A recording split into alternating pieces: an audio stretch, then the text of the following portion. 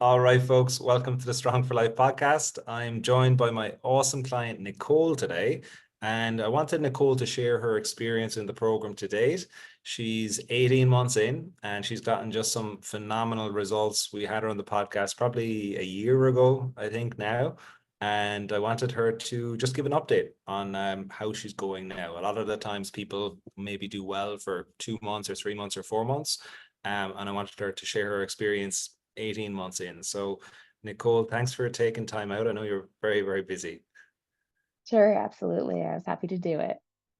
Great. So, just in case people didn't hear your last episode, do you want to tell people a bit about yourself, who you are, how old you are, what your kind of life looks like? Sure. So now I'm 43. I just turned 43 in May. I live in Memphis, Tennessee in the United States. I have a husband and a son who just turned 16. And I own a business. So I provide behavioral therapy for children with autism.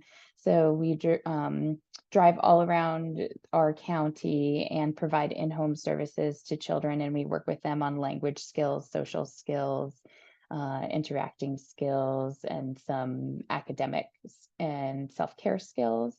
And it's myself. This year I added on another, we're called BCBAs. I added on another BCBA who's a person at my level. And then we have staff that work under us. And I believe we're up to 12 staff that work under us now.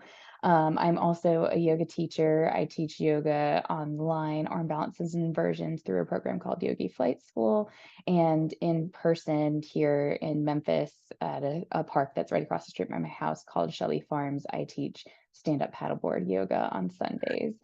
So I'm doing something every day of the week. Uh, So so you can that's tell me. that Nicole has lots of free time from from her life. But I think it's yeah, you're probably as busy as anyone could be with everything going on, running your own business, 12, 13 staff, your son as well, your husband, everything. And also teaching yoga on the side as well. Um, I guess, maybe let's just rewind back to like December 2022, just when you were looking for a program. Can you maybe paint a picture, like what position were you in back then and why were you out there looking for a solution? Yeah, so it's actually interesting to think the size of my business now versus the size that it was then, because at that time I didn't have another BCBA. It was just myself, and I had maybe about six staff at that time, I would say. But and had half of the clients that I have now. So we have 19, and I probably had about 9 or 10 at that time. But I just felt super overwhelmed, like I didn't have enough time in the day to get everything done. I had gained quite a bit of weight. I was up to 133 pounds, which I'm only about 5 feet tall. So that's quite a bit of weight for someone who is my height. And I was doing some yoga, but I really wasn't doing any other exercise. And I had a studio ask if I would want to teach a yoga class for them. And the woman asked me to record a video doing a certain sequence to submit. And I went to take the video, and I was just like disgusted with the way that I looked. And I was like, I looked terrible in this video. I didn't even end up auditioning. I didn't send the video in because I was embarrassed and felt like it wasn't a representation of what I should be doing or teaching. Not that it shouldn't matter what you look like, but I just didn't feel great about myself. And I felt like I was just kind of going through the motions and spinning my wheels. And I had to do something and get help from somebody to set up a program for me. So. Mm. Very interesting as well, like with six staff and feeling overwhelmed back then, versus now, which is Yes. quite, yeah, very interesting. So basically when we were talking or when you were kind of out there looking, what were you maybe unsure or skeptical about with like looking at like an online program, or even when we talked, like what were things that we were maybe unsure of? Yeah, so for Yogi Flight School, it's an online program. So being in an online program, I wasn't super skeptical about that because I'm used to that where you submit videos and someone provides you feedback with it. At the beginning, the very first set of exercises you gave me, it was very easy. But which, I figured out now is by design, you make it really easy and then progressively get harder. So it really doesn't feel like you're doing a whole lot of work and you will be successful in getting it done because it's not too much of a challenge. But I was like, I'm not getting sweaty. I'm not, this it doesn't hurt. It's not hard. I'm not sore. How am I, gonna make any changes? So I think at the beginning I was maybe a little bit skeptical about that, you know, that what we were doing was going to make a difference, but it absolutely did, and it did so very quickly. Just because of it's not only the workouts, it's a complete program. So there's the workouts, there's, other forms of movement like walking, and then changing your food habits, changing your sleep habits, um, trying to decrease your stress level. So it's the whole program overall combined that makes a huge difference and a huge impact. Yeah, it's cool hearing you say that now, because physically what you can do now is phenomenal. So maybe we can touch on that, like what kind of things you're doing now, on the back of things feeling very easy in, we'll say, month one for you. Yeah, so probably most of what I do right now is a lot of ring work. I maybe about a year ago, I guess, is when we started in the rings. Yeah. I just think it's really fun. So right now, my big goal is to be able to do a oh, I'm losing what Muscle they're up. called. Muscle up. Yeah. So I still got a little ways to go on that. But the ring muscle up is my goal for this year. But I can do dips, L-sit, pull ups, or chin ups on the rings. I've done skin the cat before. I guess it's called some sort of shoulder stand, but there's an Instagram Hmm. person. I think she's part of BMG Fitness, GMB. Yeah. GMB, Leah Levine, and basically it looks like a crow on the rings. And so I was like, I want to try this. This looks super cool.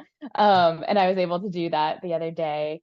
And then I do a lot of chin ups on the rings. And so for my birthday, out of curiosity, I hadn't done any pull ups with my hands turned the other way in a while on the bar. So out of curiosity, I wanted to see how many that I could do. And I was able to do 5. And that was after I finished my hour and a half workout. That was all arms that day. So I probably can do more than that. But that was pretty exciting because I think you had said before, and if a woman can do 3, that's pretty exceptional. And then I was able to Yeah, do 5. So big time. Yeah, um, Josh Hillis, he's a well-known coach. That's like usually, yeah, if a woman can do 3 strict chin-ups, it's like real like rock star strength, basically. Like you're in the mhm. top percentile. Um, yeah, that's really important, because I think a lot of people at the start, they want it to be hard from the beginning, but as Nicole is just basically, Nicole is doing more than most men are now, which is phenomenal, from a strength standpoint. So okay, do you want to maybe go through a few breakthroughs? Like, what were maybe 2 or 3 things that you feel have really resonated with you since joining the program? Yeah, so I talked about this in the first podcast, and it still holds true. The planning was a huge key for me.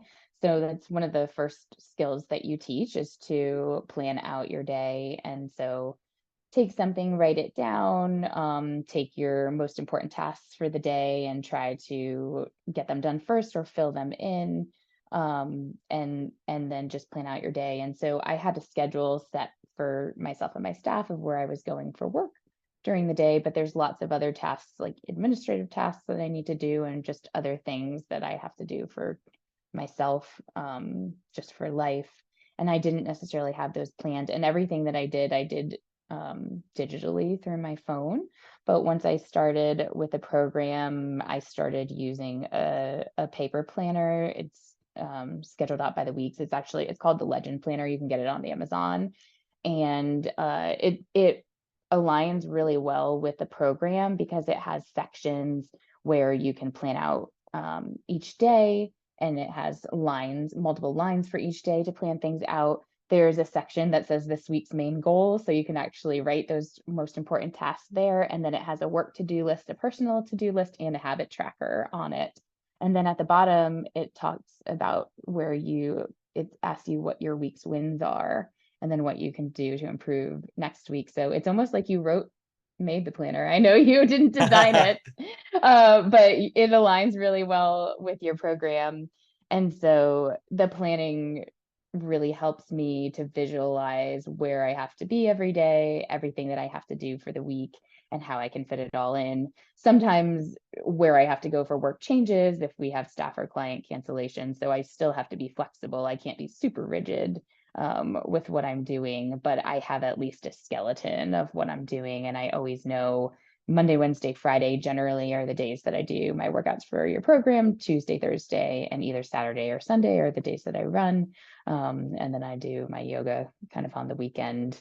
And then I schedule other things around there. I fit my walks in when I can, and um, all of that. So the planning was definitely a big breakthrough. It helped me see where I had pockets of time to fit those extra things in, like the walks or my meal planning. So I always try to meal prep on Sundays for my lunches for the week, so I have that ready. Um, and then getting things done in the morning has been what works best for me. I've found that if I get the workout done in the morning, then it's going to be done at 5 a.m. There's nobody else around to bother me. And so I can focus on what I need to do and get it done. And then I don't have to worry about it later in the day. I think before the program, I would try to go to yoga at night. And most of the time, I just didn't end up getting there because things would happen at work, or there'd be other tasks that I need to do. And I would prioritize those over my workout. But if my workout is the first thing I do in the morning, then I just get it done. And this week it actually popped up in Everfit. So when I originally joined the program, we used a different app. I think it was an app that you designed. I think it was maybe for about 2 months or so. But in Everfit, I just hit 250 workouts. So I was like, wow, I didn't, it doesn't really seem like it's been that long, but if I've done 250 workouts and I'm only doing them 5 days a week, because I have 3 days a week of my main workout and 2 are just kind of an active rest day that helps with opening up my shoulders and ankles Mhm. and some mobility. To get to 250 is pretty cool.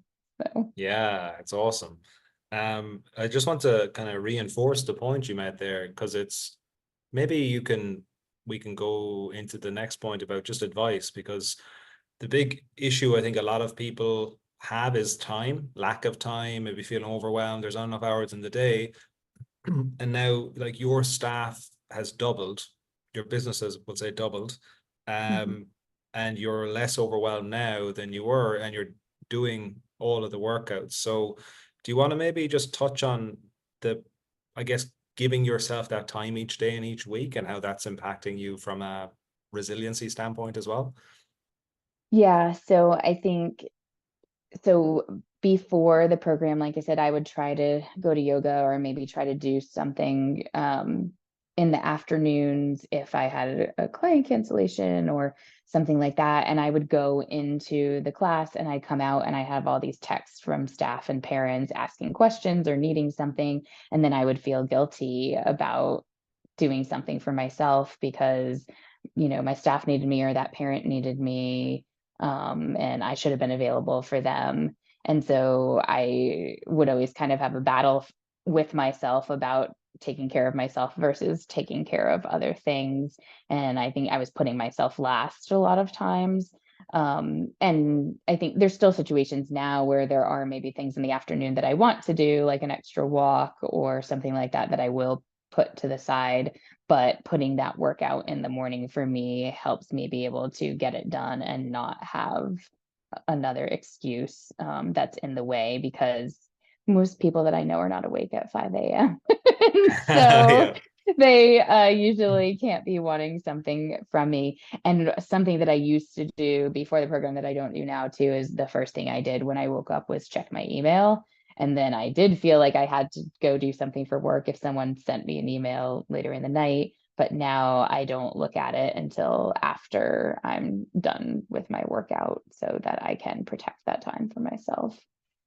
That's such an important point. Yeah, so you have that boundary that that's just your slot in the morning, and then the Hmm. chaos of the day comes after that. Hmm. Yes. Yeah, that's huge. Um, Talk to me about walking. Yeah, so that was something I had said to Connor before, that when I started the program, I thought that walking was for old ladies, and that it wasn't something that was going to make a difference or a huge impact. And I was saying to Connor, most of the time now, like I said, 3 days a week, I do run just because it gets the job done faster. I can get a 5K in under 30 minutes, whereas if I walk and do that, it takes about an hour. But walking has had a huge impact, I think, on the weight loss. It curbs hunger, just helping you get outside in nature. And one of the things when I do walk versus run is I notice so many more things that I don't notice when I'm running because I'm moving more quickly. So we have a green line that backs up to our neighborhood. So it was an old railroad line that is now defunct, and they paved it, and it's a running, walking, biking trail. And my husband runs, he runs 5 days a week, and he works out too.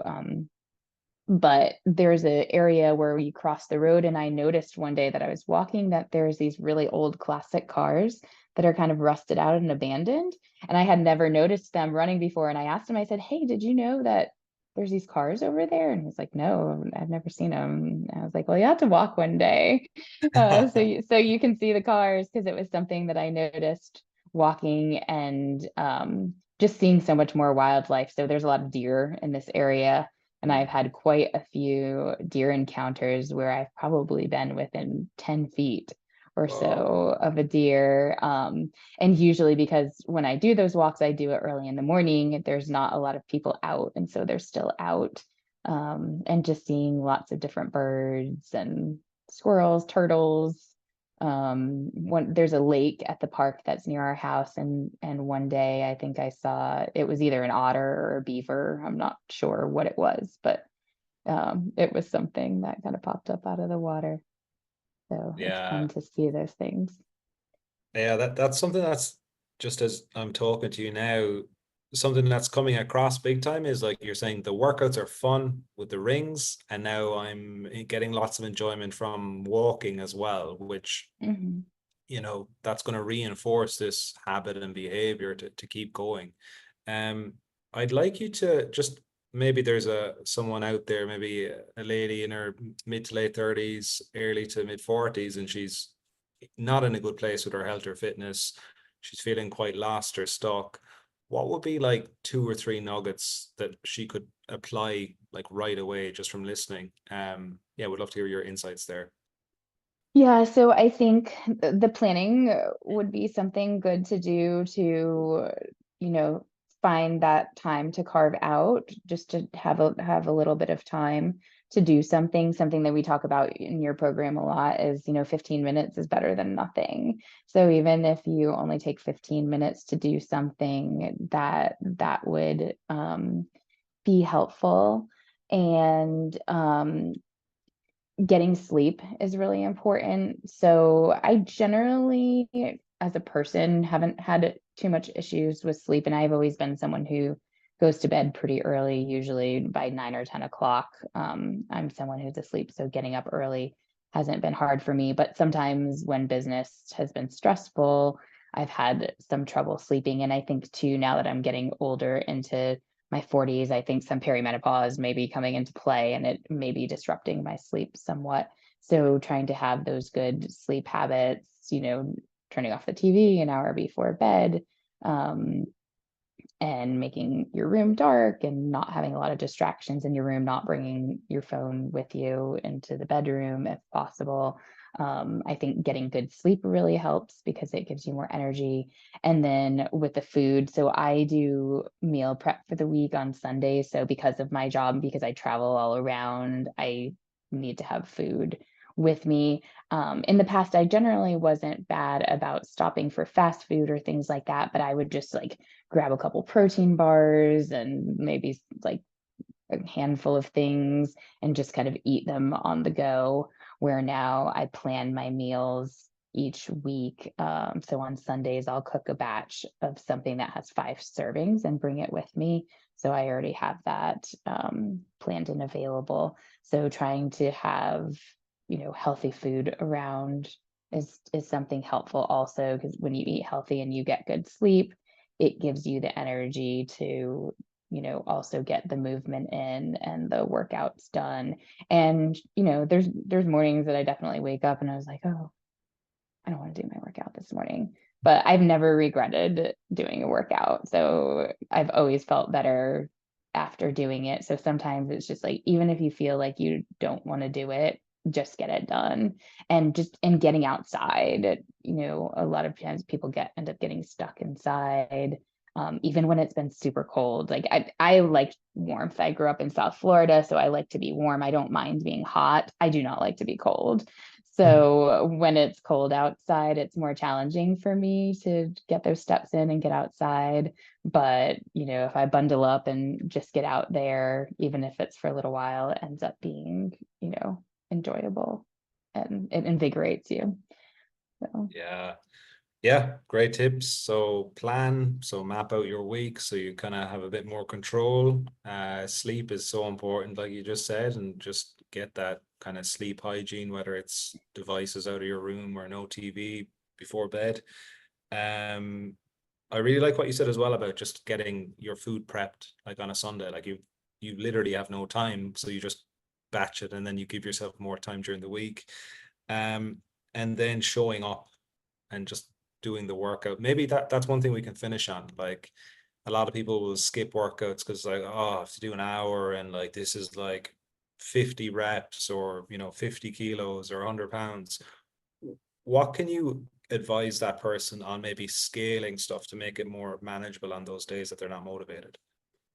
yeah, so that happened. I was talking to Brad last week. That happened to me last week. So it was the first weekend back for me doing stand-up paddleboard. And I think I had a weekend of a lot of movement where I did like an hour on Saturday. I think I did an hour-long walk. Ended up pushing my workout to Saturday that week because I had something going on Friday.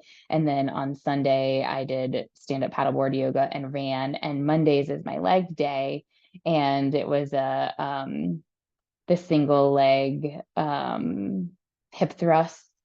Mhm. And they were supposed to be weighted with a bar, which is 35 pounds. And I went to go do the first one. My body didn't move. I was like, this isn't working today. Yeah. And so I went to grab some hand weights instead and try to put them on my hips to do it. And I still wasn't moving. And so I was like, I'm just going to do this with no weight today, which for me, kind of backing down is difficult. Sometimes because I am a competitive person and I like to, challenge myself and be able to do things. And so being able to back down and just do it without weight, uh, that was something that was difficult for me, but I did it.